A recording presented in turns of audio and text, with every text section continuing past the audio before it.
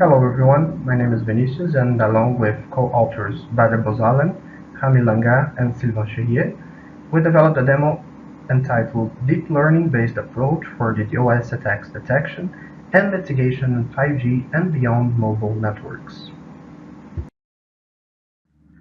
The main objectives of this work are, first of all, to describe the demo's main scenario, and most importantly, the deep learning-based DDoS attack model proposed in this work as well, and also the SDN slicing app application, which is used to integrate the deep learning model and also to manage the network slices in real time.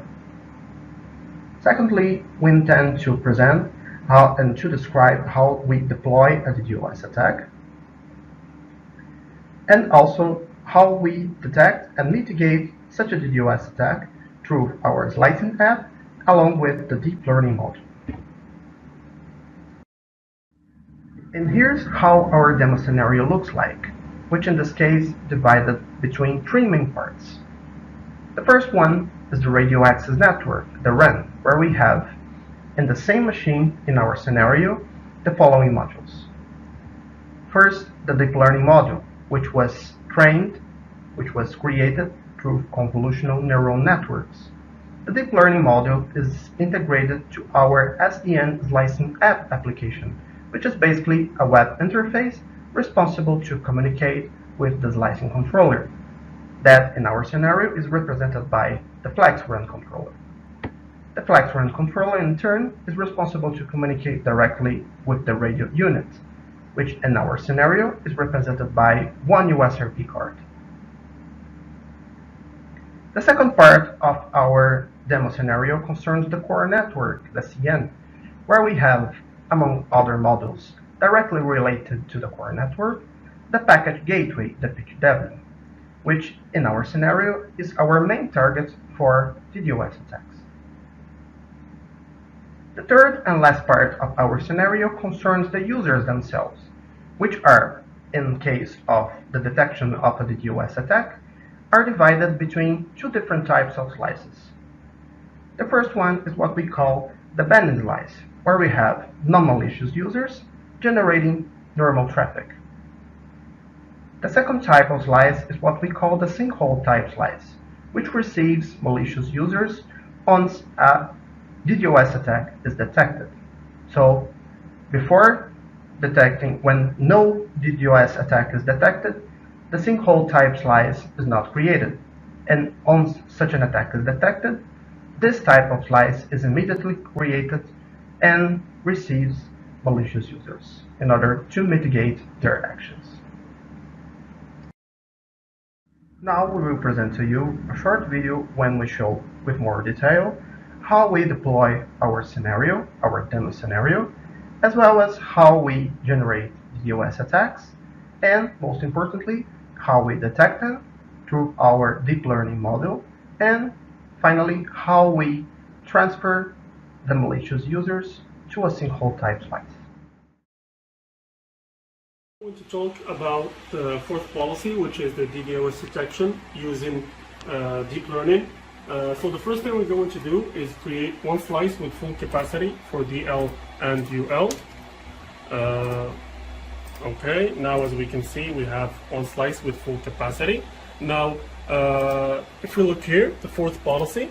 So in this policy, we will use a deep learning model that I've developed to detect normal traffic and traffic that has attackers, basically DDoS attacks, and such as sinkhole attacks. And these attackers, if they exist, we will create a sinkhole slice, which is a small slice with a small percentage, and we will move all of the attackers to that slice so that they will be limited and so that they cannot consume the full bandwidth of the platform.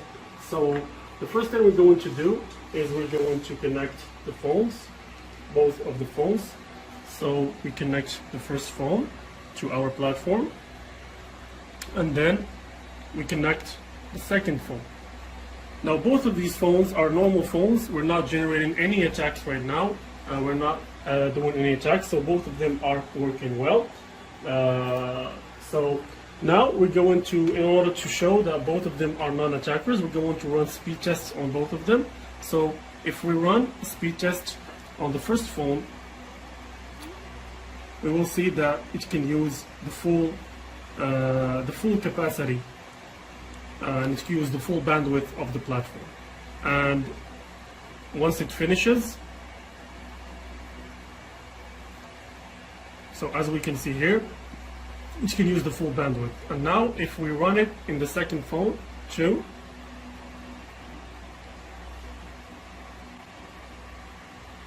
we will also see that it will also it can also use all of the bandwidth, which is in this case in our platform the limit is 34 Mbps.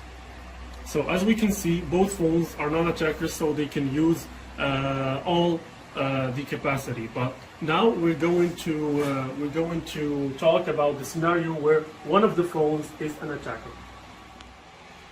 So now in this part, as we can see here, we have two PCs.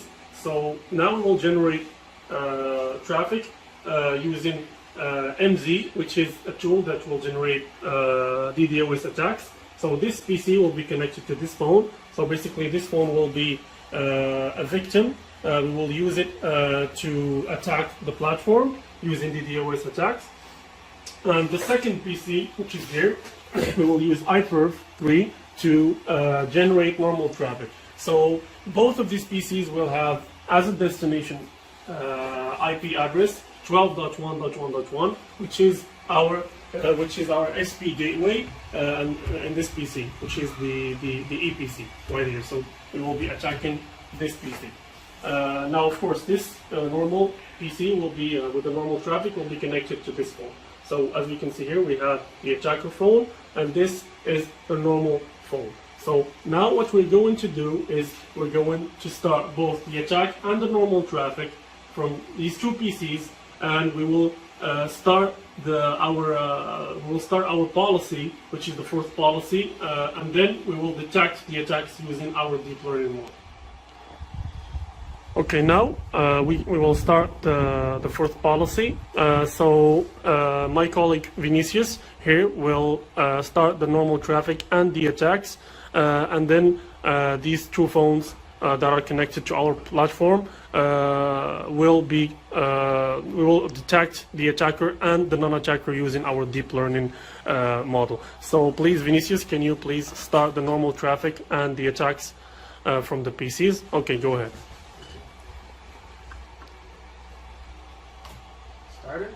Okay, started. Now we're going to start the policy. As you can see, it is running. It's capturing from the interface, and now the machine learning model using TensorFlow, of course, will start learning and detecting if there are any attacks.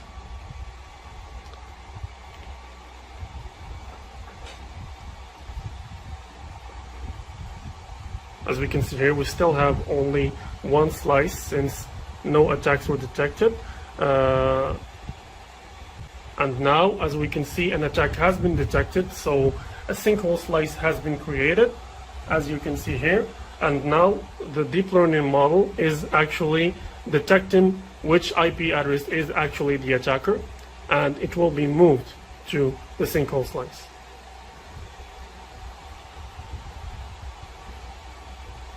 All right. Now, as we can see, the DDoS attack has been detected and the attacker was moved to the sinkhole slice. Now, since we have started the policy, detected the attacks, and now, as we've mentioned before, this is the attacker and this is the one with the normal traffic. So we're going to start the speed test from the attacker. As you've seen previously, it used full bandwidth, but now, since it has been moved to the sinkhole slice, once we run the speed test, you will see that it will only reach almost 2 Mbps, and that's it, because it's in a small slice, so it's controlled. It can never use the full bandwidth. But if you do the speed test, the second phone that is a normal phone, as we can see here, once the speed test starts, we will see that it can use the full capacity because it's in the normal slice. So this shows that the deep learning model can differentiate between attackers and non-attackers, and this can also be replicated, for example, in a YouTube video. So, for example, if we try to run YouTube with a high quality video, it will not run quite well. So, as you can see here, if we try to run an 8K video or something like that with a higher quality, for example 2K, it will keep buffering. It will never load the video since it's really limited. But if we try to run a video in the second phone, for example, a full HD video right here, it will not be a problem for it since it has the full bandwidth right here.